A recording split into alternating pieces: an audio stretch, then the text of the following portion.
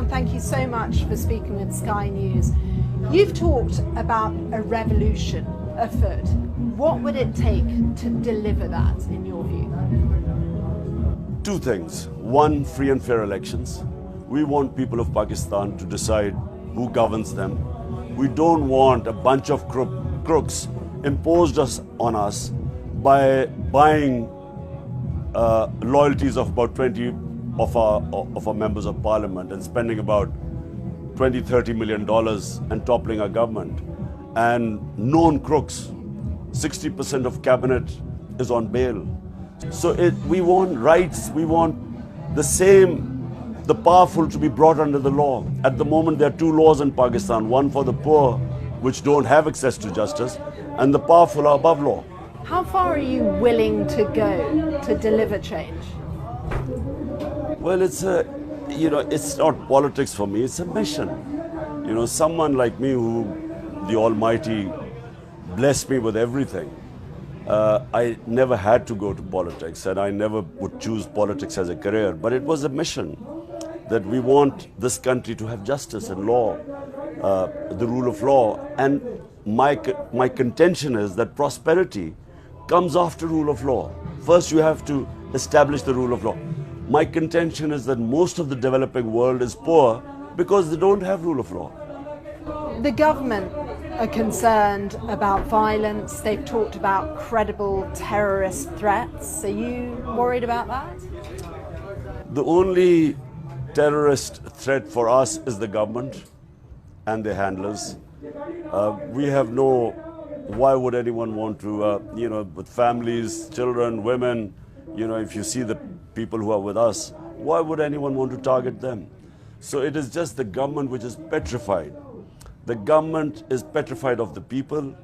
They are petrified of elections, because since I've been ousted from power, we've had 37 by-elections.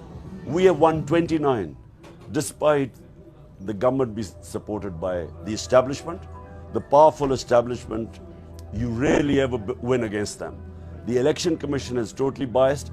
Despite that, we have won 29 out of 37. So last thing they want are elections.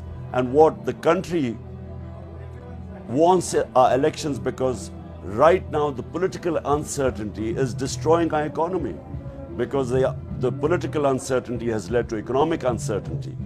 And all economic indicators are that we are heading down. So there is only one way out of this mess, and that are free and fair elections. You've raised the possibility of bloodshed. Do you think that likely? What would it take to stop this march?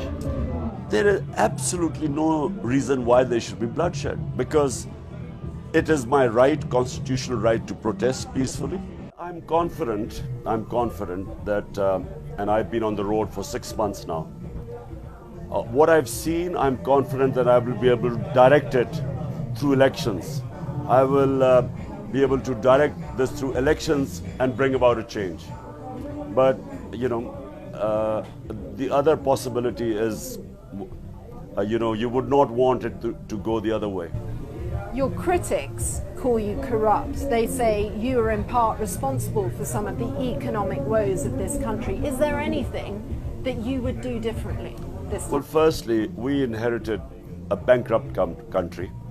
And all this is, by the way, every year is published the Economic Survey of Pakistan, where you have all the economic growth rate, industry, agriculture, the growth rate, and so on. So it's all documented. Every year it's published. All you have to do is see what it was in 2018. The country was bankrupt. Despite 2 years of COVID-19, in our third and fourth year, it's documented. In 17 years, we had the best economic growth rate of 5.7% and 6%. We had the highest exports in our history, record, highest tax collection in our history. We had highest remittances, in other words, dollars coming in from overseas Pakistanis. The agriculture was growing at 4.5%. This is an agricultural country, which is, after 17 years, the best agriculture growth. From that position, When we were removed, the country collapsed. Today we are heading towards default. We will not be able to service our debts. Industries going down, exports going down, remittances. So where we left, that was the biggest conspiracy against us. And the reason why you see people, they see the difference, where the country was heading then and now. So just to be clear though, there is nothing different you would do if you rose to power again? I would do one thing. Well, I would not take power if I had a weak government like I had before. It was a coalition government, thin minority, always. I was not strong enough to implement rule of law. I could not bring the powerful mafias under the law because they had ways of weakening me or blackmailing me. So I would only take power this time if I have the numbers in the National Assembly. And if you are strong enough in a parliamentary democracy with a clear majority, only then can you implement rule of law, which I could not before. The election is less than a year away. Why can't you wait? Because for us, we are gaining every day. Out of 37 by-elections, we have 129. And the writing is on the wall for the entire opposition combined stood against. I took part in nine elections, just now 9 by-election. And I stood on all. We can stand on all the seats. One man can stand on all the seats.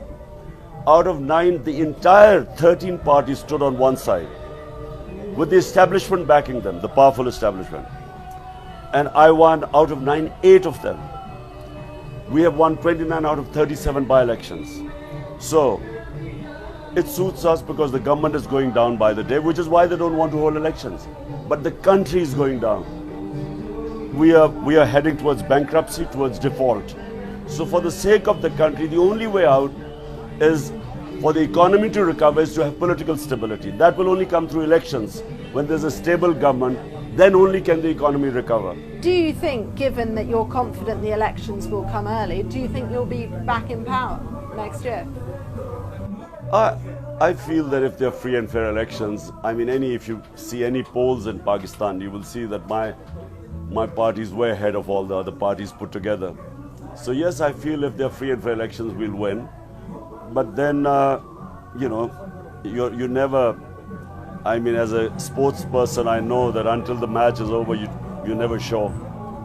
Needs a lot of stamina. Yes, stamina, and yes, I'd never thought at my age I would be doing this again. And no regrets, no change, it's full steam ahead. No regrets. I have tried my best. The country has given me so much. I have more love and respect than any other Pakistani in this country, and so I try my best, for my country. And I know the only way out is justice. The only way you can liberate people is by giving them their rights, and that comes through rule of law, which protects their fundamental rights.